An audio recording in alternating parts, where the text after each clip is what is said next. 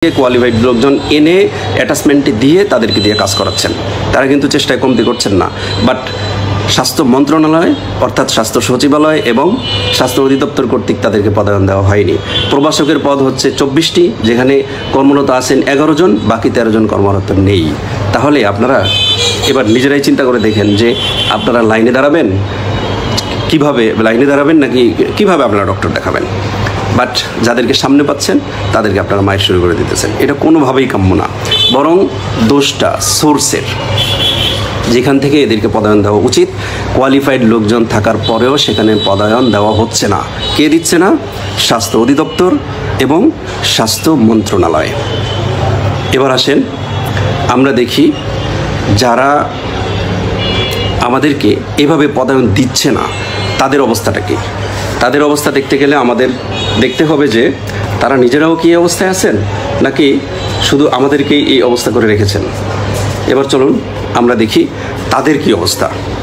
তাদের অবস্থা হচ্ছে গ্রেড 1 পদ হচ্ছে তাদের 69টি, যেখানে কর্মরত আছেন 72 জন, মানে পদের চেয়ে 3 জন বেশি। অতিরিক্ত সচিব পদে গ্রেড 2, এখানে পদ আছে 142টি, যেখানে কর্মরত আছেন 524 জন। 524 জন, যেটা 3 গুণের চেয়েও বেশি। পদ কিন্তু 142, কর্মরত আছেন 524 জন। যুগ্ম সচিব আছে, যারা আমি বলতেছি যাদের দায়িত্ব হচ্ছে ডাক্তারদেরকে পদায়ন দেওয়া, তাদের ভিতরে তারা সচিবালয়ে কর্মরত আছেন। তাদের কি অবস্থাটা, তারা কি নিজেরা বঞ্চিত হচ্ছেন নাকি অন্য কেউ বঞ্চিত করাচ্ছেন, সেটা দেখতেছি আর কি। যুগ্ম সম্পাদকের যুগ্ম সচিবের পদ হচ্ছে 332টি, যেখানে কর্মরত আছেন 886 জন, যেটা প্রায় 3 গুণ। উপসচিবের পদ হচ্ছে 998টা, সেখানে কর্মরত আছে 1591 জন, যেটা ডবলের কাছাকাছি। সিনিয়র সহকারী সচিব এখানে 2975টা পদ, যেখানে কর্মরত আছে 1217 জন। এটা একটু কম, কারণ হচ্ছে আমি বলছি একটু পরে। সহকারী সচিবের পদ হচ্ছে 1393টা, যেখানে কর্মরত আছে 1217 জন। এই দুইটা পদে লোক কম থাকার মানে হচ্ছে যে তারাও একসময় কর্মরত ছিলেন, এখন তাদের কোয়ালিফিকেশন হওয়ার পরে তারা প্রমোশন পেয়ে উপরের পদে চলে গেছেন, যার কারণে এই পদগুলো কমে গেছে। তাহলে আমরা এটাকে অ্যাপ্রিসিয়েট করি, যেই ধরনের কোয়ালিফিকেশন অর্জন করলে আপনি উচ্চতর গ্রেডে যাবেন, কোয়ালিটি অর্জন হয়ে গেছে, আপনি উচ্চতর গ্রেডে চলে যান, কোনো সমস্যা নেই, এটা ভালো। বাট এটা শুধুমাত্র আপনাদের ক্ষেত্রে কেন হবে? শুধুমাত্র সচিবালয়ের ক্ষেত্রে এটা কেন হবে? অন্যান্য ক্যাডারের ক্ষেত্রে কেন এটা হবে না? অন্যান্য ক্যাডার যারা 2 বছর, 4 বছর, 5 বছর কোয়ালিটি অর্জন করার পরেও তারা অপেক্ষমান আছেন, কেন তাদেরকে উপযুক্ত পদে পদায়ন না দিয়ে সাধারণ মানুষকে জিম্মি করে রাখা হবে? এবং সাধারণ মানুষের টোটাল আক্রোশের মুখোমুখি ডাক্তারদেরকে কেন রাখা হবে? এটা হচ্ছে আমাদের প্রশ্ন। আপনাদের তথ্যগুলো জানা উচিত, এই কারণে আমি এগুলো বলছি। এবার আসেন তারা মানে সাধারণ ক্যাডার বা প্রশাসন ক্যাডার অন্যান্য মানে ডাক্তারদেরকে আরও কী কী বৈষম্য করে রেখেছে সেটা আমরা দেখি।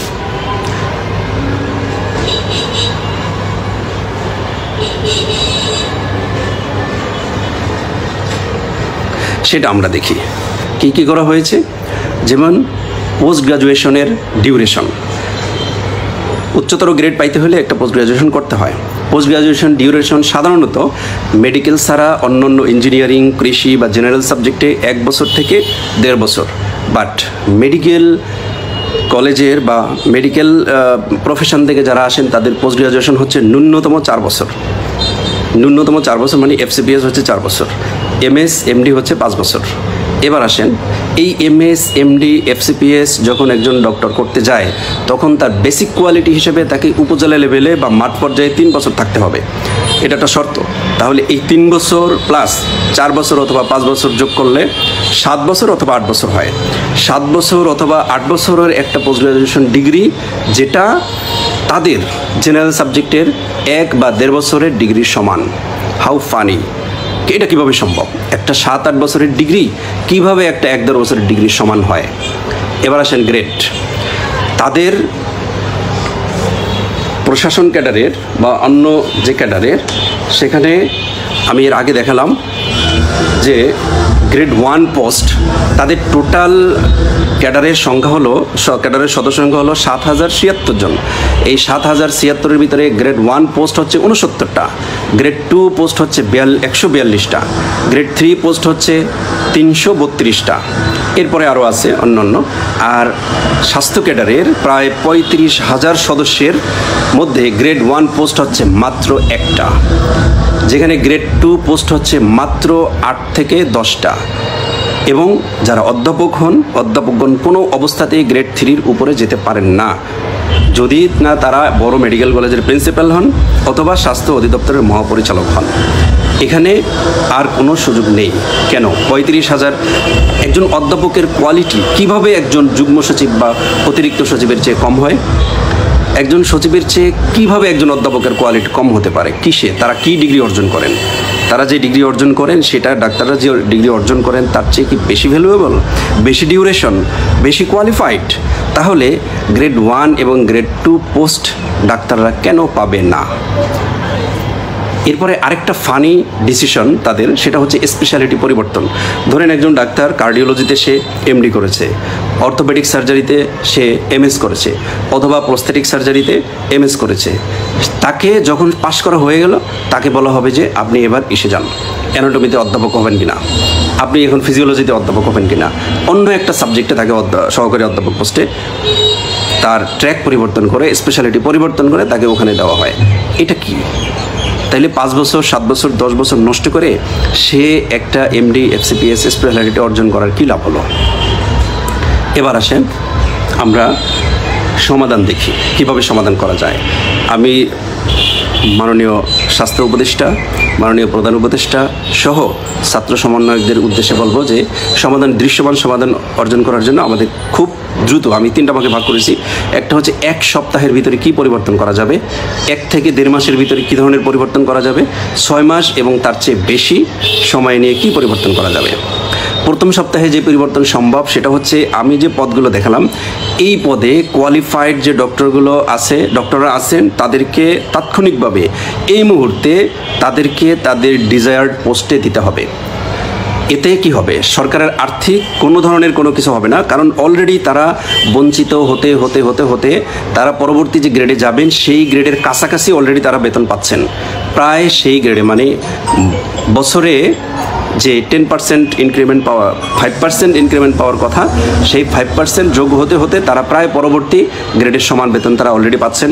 সুতরাং তাদেরকে যদি প্রমোশন দেওয়া হয় তাহলে তাদের বেতনে তেমন কোনো খরচ বাড়বে না, শুধুমাত্র একটা ধাপের খরচ বাড়বে, যেটা পোস্টের এগেনস্টে ধরেন 2,500 থেকে 4,000-এর মধ্যে, এর চেয়ে বেশি বাড়বে না। এটা দিতে হবে। দ্বিতীয় হচ্ছে যে 1 মাসের ভিতরে যে পরিবর্তনটা করা যাবে সেটা হচ্ছে রিফর্ম মানে স্পেশালিটি অনুযায়ী যারা স্পেশালিস্ট ডক্টর আছে তাদেরকে টারশিয়ারি হসপিটালে নিয়ে আসতে হবে। কারণ একজন স্পেশালিস্ট ডক্টরকে আপনি উপজেলা পর্যায়ে রেখে আপনি 3 শ্রেণীর মানুষকে বঞ্চিত করছেন। এক হচ্ছে যিনি স্পেশালিস্ট হয়ে উপজেলায় গেছেন, তিনি তার টোটাল যে স্পেশালাইজড সার্ভিস যাওয়ার জন্য যে ইকুইপমেন্ট, যে ম্যান পাওয়ার দরকার, সেই ম্যান পাওয়ার এনশিওর করা হয়নি। যেখানে এনশিওর করা আছে গুড, সেখানে সে থাকবে।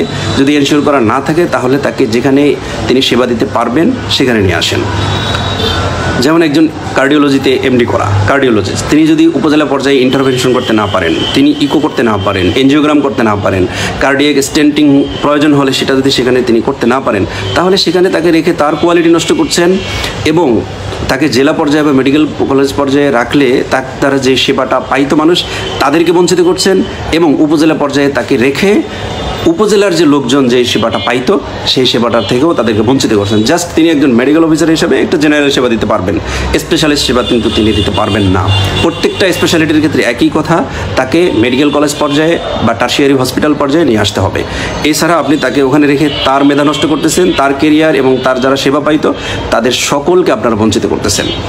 এরপরে হচ্ছে যে আপনার আরও যেটা করতে হবে সেটা হলো যে রিফর্ম করা, যেখানে মেডিকেল ইকুইপমেন্ট আছে, ডক্টর আছে, বাট টেকনোলজিস্টের অভাবে টেস্ট হচ্ছে না। আবার আরেক জায়গায় টেকনোলজিস্ট আছে কিন্তু অন্য অন্য জিনিস নাই। সেভাবে যেখানে সব কিছু আছে সেখানে টেকনোলজিস্ট নিয়ে আসেন, যেখানে টেকনোলজিস্ট আছে, মেডিকেল অফিসার আছে, সার্জন আছে, শুধুমাত্র ইকুইপমেন্ট নাই সেখানে ইকুইপমেন্ট নিয়ে আসেন। এভাবে রিফর্ম করেন, যেখানে কমপ্লিটলি সার্ভিস দেওয়া সম্ভব টিম হিসাবে সেই টিম গঠন করেন। সেই টিম গঠনটা করতে হবে টারশিয়ারি হসপিটাল থেকে, মেডিকেল কলেজ হসপিটাল, দেন জেলা হসপিটাল, দেন উপজেলা হসপিটাল। এভাবে এটা আমরা 1 মাসের ভিতরে করা সম্ভব, কারণ সব তথ্য স্বাস্থ্য অধিদপ্তরের ওয়েবসাইটে HRM-এ আপডেট করা আছে। সেই আপডেট HRM দেখে আপনারা সেগুলো করে নিয়ে আসতে পারেন। 6 মাসের ভিতরে যেটা করা সম্ভব সেটা হচ্ছে এই সাজানোর পরে যারা অলরেডি কর্মরত আছে তাদেরকে প্রপার পোস্টে সাজানোর পরে যদি শূন্যপদ থাকে সেই শূন্যপদে নিয়োগ দিবেন।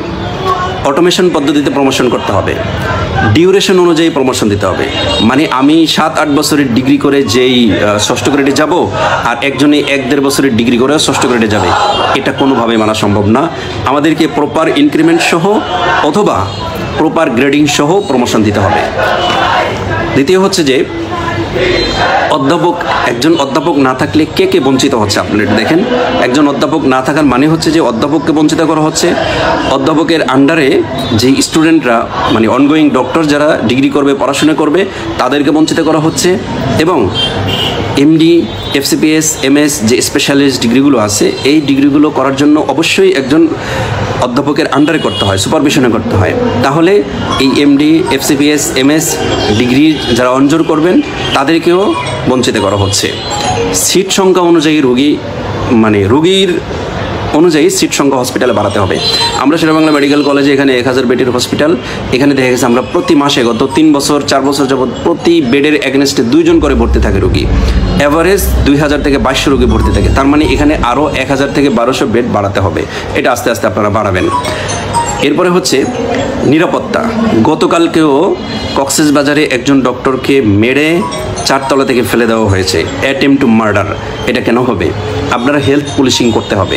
হেলথ পুলিশিং যেখানে ইন্ডাস্ট্রিয়াল পুলিশিং আছে, নো পুলিশিং আছে, সেরকম হেলথ পুলিশিং করতে হবে। আর এটা হচ্ছে ঝুঁকি বাতা। ঝুঁকি বাতা হচ্ছে আপনি দেখেন একজন মানুষ কোথায় মারা যাবে, থানায়, সচিবালয়ে নাকি হসপিটালে? একজন মানুষ মারা গেলে তাকে কোথায় নিয়ে যাওয়া হবে, থানায়, সচিবালয়ে নাকি হসপিটালে? হসপিটাল হচ্ছে সবচেয়ে ঝুঁকির জায়গা, যেখানে প্রতিদিন কোনো না কোনো জায়গায় মারামারি হচ্ছে, ডাক্তাররা আক্রমণের শিকার হচ্ছে। কিন্তু কোন থানা পর্যায়ে একজন মানুষকে মৃত্যুকেন্দ্রিক থানায় আক্রমণ হয়েছে? মানুষের মৃত্যুকে কেন্দ্র করে সচিবালয়ে কোনোদিন আক্রমণ করা হয় নাই। সুতরাং ঝুঁকি হচ্ছে সবচেয়ে বেশি ডাক্তারদের। এজন্য ডক্টরদের এই ঝুঁকির মোকাবেলার জন্য তাদের মানসিক একটা স্ট্যাবিলিটির জন্য ঝুঁকি ভাতা প্রণয়ন করতে হবে। সর্বশেষ হচ্ছে